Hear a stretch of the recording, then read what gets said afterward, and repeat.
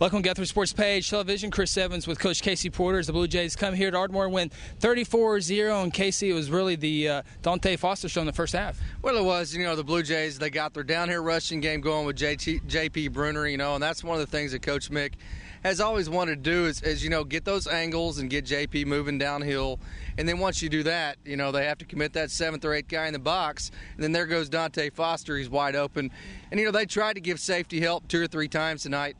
That's just how good Dante is, because Dante can just jump over 2 guys and make a catch. He's special. And that's something that we've seen teams go one-on-one coverage for some reason, but they're starting to sneak that safety over with, but Dante's still making great catches. Well, and, the last couple of weeks, talking about Piedmont and Durant, they're in that 4-2-5 or 4-4, and they play that 1 deep safety, and they don't get out of it. Tonight, at least Ardmore had the 2 deep safeties. They're playing the cover 2 back there, which allowed them at least the availability of a safety to come over on Dante.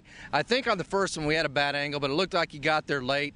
On the second one, it was just 2 guys covering Dante. He just went up and just made an athletic play, and there's nothing you can do about that. 5 catches, 145 yards, and the Blue Jay offense scores 34 points, and really the Blue Jay defense stellar again. Ardmore moved the ball, especially at the beginning, but the Blue Jay defense, like they've shown before, once they kind of get going, they get going. Yeah, and the pass coverage early on, of course, Ardmore throws it deep, and people are going to say, well, if they complete those, then it's a different game. But you got to remember, you're talking about high school kids, and when you're talking about vertical passes and you're throwing it 55, 60 yards, the percentages of them completing those on error aren't very high. Now, when you throw somebody out there in coverage, you throw, a pass rush in there, the percentages go down from even there. So, they could have completed some long bombs, but if that's your offense, if that's what you're relying on, you're not going to be very consistent. Right. They were not able to run the football after that first possession.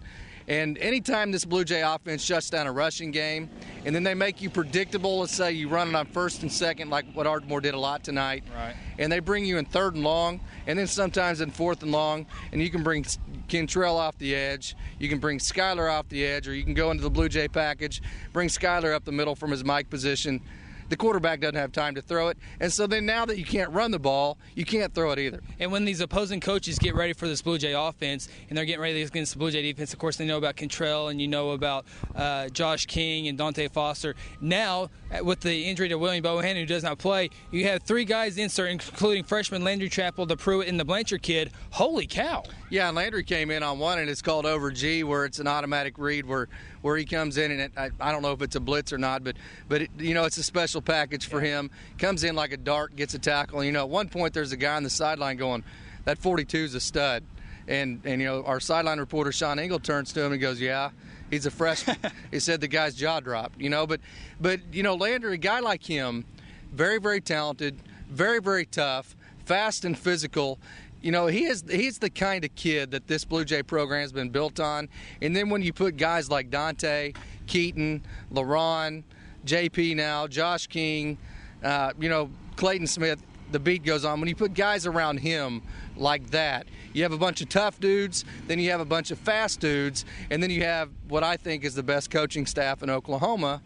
You come out on the road and win 35-0 like this in Ardmore, and we talked about the last 2 years in a row. What's the final score in the last 2 years? 61 last year, 34 this year, 95 points in a row. You said it perfect. If you were on 15 years ago and said, hey, Guthrie's going to beat Ardmore back-to-back years by a combined score of 95-0, well, we've been putting you in some type of a hospital. Yeah, and I guarantee you, towards the end, and last year too, the coaches don't want to run the score up. Right. But when you talk about kids like Christian Lamb, Derek Kelly, who get in the game at the end of the game, guys, they're going to go as hard as they can. Sure. If you hand the ball off and the other team can't stop them, so be it. Right. Even if it turns out to be 61, as a coach, those kids, and we always talk about, the difference between having a good team and a good program.